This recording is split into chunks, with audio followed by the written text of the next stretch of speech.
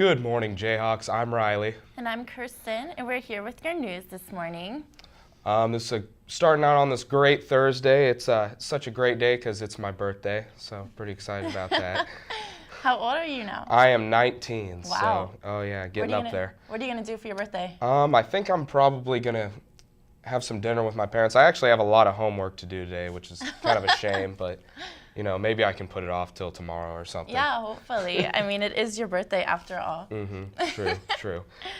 So, I heard that in Sochi, they're bringing over these dogs. So I just got this new puppy, and he's so cute. He's a shepherd mix, and if you're looking to adopt, I have a puppy, so adopt him. His name's Cooper, and he is literally vicious. Like, he bites all the time. You're really selling him here. Selling him to the audience. He already ruined my roommate's Uggs, so she loves those things, and so she's really upset and won't talk to him. But yeah. So a dog that you really want to adopt, just. Yeah, please adopt him. Seriously, don't bring over any more dogs from Sochi. Just adopt mine first, and also the Lawrence Humane Society. Yeah, what's going on with that? That's kind of a weird thing. People bringing dogs back from Sochi. You wouldn't think that you'd be able to get them on a plane or anything like that. I mean, just an unregistered stray dog. It's just kind of weird. Yeah, I heard the documentation was kind of shady too. So you can kind of just hop them on a plane and bring them on over. But we have so many here that we do not need to do that at all. Yeah, just go to the local humane society, or better yet, take her dog. Take my dog. Okay. And then I heard that the Daisy Hill is having renovations to open for the fall of 2015.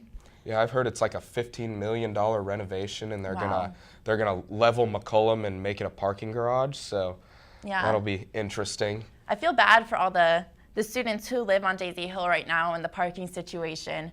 They're gonna take over 335 spots, I think. So. Yeah, I'm not up there very often, but when I am, the parking is just. It's really a hassle to park anywhere there. Yeah. It's a pain. It's going to be really awful, especially when it's really hard to park right now. And so when they take away all those parking spaces, no one's ever going to leave their parking spaces. It's just going to be like a fight for the... Oh, it'll just be a free-for-all for the parking spots. Oh my gosh, it's going to be awful. And then I heard that the new buildings, they're going to have fireplaces and grand pianos inside the main entrance. So you can listen to some music and sit by the fire in your dorm. It'll be great. Yeah, no kidding. So I heard that I'm Schmacked actually left campus.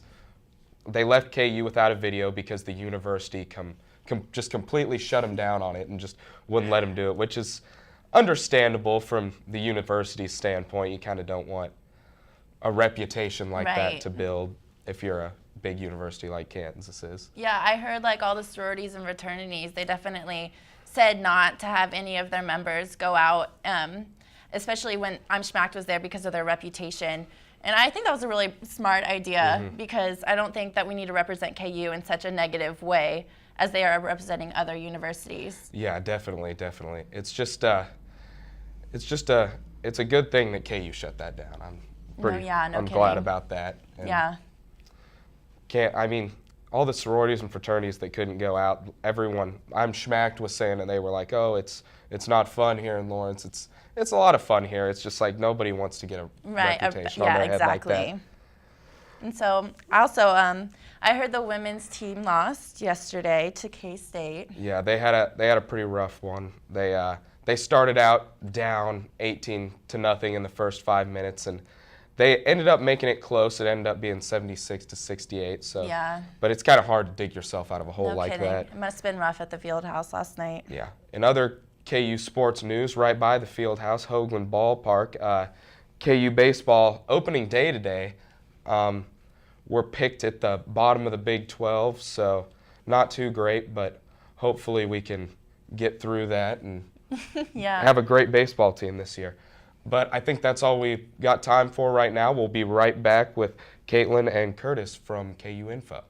Hi, welcome back. I'm Caitlin here with Curtis Marsh from KU Info, a man who knows everything there is to know about KU. Thank you so much for being here. Thank you, Caitlin. Good to be here. So tell us a little bit more about this Daisy Hill parking situation. I know Riley and Kristen were talking about it a little bit, about might not have as many parking options, but what is going on with that?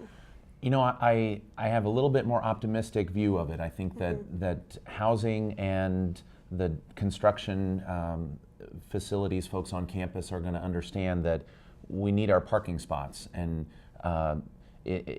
unless we start asking people not to bring their cars at all, I think there will probably be parking for us.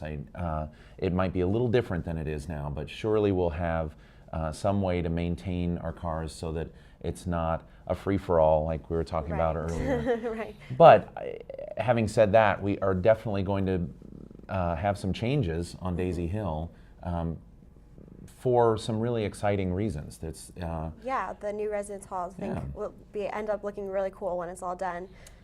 You know, we have this long line of residence halls, and there's nothing wrong with that, but I think what happens is we don't get that community feel from all of the folks that are living up there because we have a big line. So the hope is that we can take McCullum out of the picture, end of the line, bring 2 more in and kind of create more of a circle, almost like a quad, so that everyone feels like they're a big residence hall community. Yeah, that would be really That'd be cool. cool. So right now, for students who will have their car after spring break, what are some options for them? I know since parking is going to be a little more tight, are there some alternate options? Well, let's see. I think the first thing they do is call KU Info and ask how we can help them. Secondly, there surely are going to be some alternative parking options. There may not be 300 spots from those that are taken away from the construction, but I'm pretty optimistic that we'll have some other options, because if you think about it, you know, the Lead Center parking lot, that's a bit of a hike from the residence halls, but it is one option. Yes, where it's an option if you need a spot. Sure, hopefully so. Great. So this is all happening over spring break, kind of the beginning process of it. And I know a lot of people probably be watching March Madness over spring break too. Any other big plans for KU over spring break? Well, what are you doing over spring break? Probably March Madness. All right. I'm visiting a little bit of New York and then kind of taking a break. When I like to pretend that I was a student not too long ago. But when I was here, there were pretty much 2 options. You were either going home to chill, or you were going to a party location. And what I love, and this says a lot about the student body at this point, but there's a third major option that a lot of people are doing these alternative breaks. Oh yeah, and there's those some are great. cool stuff there. You know, it's less expensive than some of the other locations, and you come back kind of refreshed and feeling like you did a great thing. I love it. I love that we've got a more, I guess, socially responsible student than we had a few years ago. Yeah, I know a few people have done that and they've loved it. They said it's the best decision they've made since coming at KU, just doing an alternative break. So I don't think we just weren't thinking about it. And you know, you think, well, I mean, it sounds like a lot of work, but frankly, you come back thinking, I just changed the world. Right, that's amazing. So, ending on just, I know you're a big KU basketball fan. Any last predictions for March Madness going into that? All you hear right now is, are we going to be a 1 seed? Are we going to be a 2 seed? I think Coach has said, you know, it's less about the number and more about focusing on the next game. And you know, our friends, our in-state friends from the West are thinking the same thing. Are we going to be a 1 seed, a 2 seed? The thing that we've got as an advantage, perhaps over our friends from the West in-state, is that this is an expectation for us every year. And I think that perhaps a team that went to the Final Four once and thought, gosh, this was a piece of cake, we'll do it every year, might be in for a rude awakening. Right. Well, I don't know a ton about basketball. I just put KU in the winning spot, loyal Jayhawk, but I do that every year. That's all I know how to do. Okay, well, thank you so much for being here, telling us all about Daisy Hill and everything. And we'll be right back with Katie and Vanessa with the news. Good morning, KU. I'm Katie Taylor. And I'm Vanessa Azison. This is your Good Morning KU News Update. The anti-gay rights bill in Arizona has been defeated. Arizona Governor Jan Brewer vetoed the bill that would have allowed businesses to refuse service to gays and others based on their religious beliefs. The conservative advocacy groups known behind the bill acknowledged defeat amidst the numerous protests from across the United States. Similar efforts in Idaho and Kansas have been proposed but have not been moved forward. Earlier today, North Korea shot 4 short-range missiles into its eastern waters, according to the Associated Press. A South Korean defense official is considering this to be an effort to protest the ongoing U.S.-South Korean military exercises, which North Korea calls a rehearsal for invasion. The launches, however, are not expected to raise tensions as North Korea frequently tests short-range missiles and has recently tried to form better ties with South Korea. A second member of the Cuban Five spy ring has been released after spending almost 15 years in a U.S. prison. According to the Associated Press, 50-year-old Fernando Gonzalez, known by his alias Ruben Campa, completed his sentence at 4 a.m. this morning at a prison in Safford, Arizona. Spokeswoman for the Miami U.S. Attorney's Office said he will be deported to Cuba as soon as possible. Growing concern for obesity and the quality of the American diet has made the FDA propose changes to the nutrition labels on food. The change proposed for the label will make calorie count more visible, the serving sizes more realistic, and any added sugars more noticeable. The changes proposed by the FDA will be announced by the First Lady Michelle Obama at the White House and tied to the celebration of her 4th anniversary of her Let's Move campaign. The women's basketball team lost last night to K-State. After falling behind 21-0 to start the game, the Lady Jayhawks rallied before losing 76-68. Asia Boyd led Kansas with 18 points. The Jayhawks will be in action again on Saturday against Iowa State when the Kansas seniors take the floor at Allen Fieldhouse for the final time. Tip-off is scheduled for 7 p.m.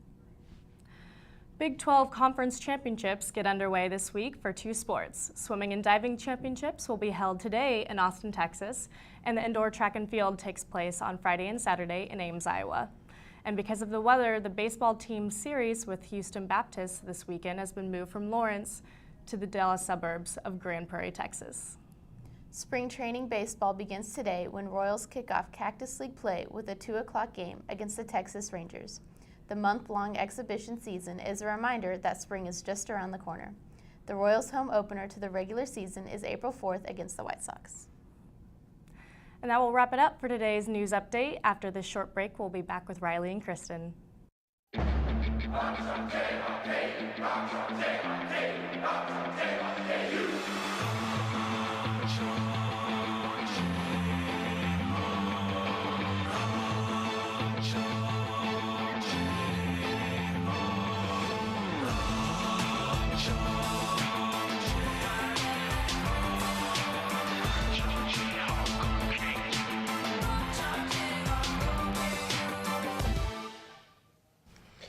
We're back, and we just wanted to talk a little bit about the upcoming basketball game on Saturday against Oklahoma State. What are your thoughts on that? I think it's going to be a pretty interesting game. I mean, we have Marcus Smart and Andrew Wiggins, and it's going to be a battle for the fittest, I think. Yeah, Marcus Smart coming off that 3-game suspension, which Oklahoma State lost all 3 of their games in that span. This is really for the Sooners, if they want to make the Cowboys, sorry. If the Cowboys want to make the tournament this year, this is a must-win game for them. So I expect it to be a really, really good game. Yeah, hopefully our fans keep it, their fans keep it together. Yeah, hopefully. And I think that's about all we've got time for. So have a great day, Jayhawks.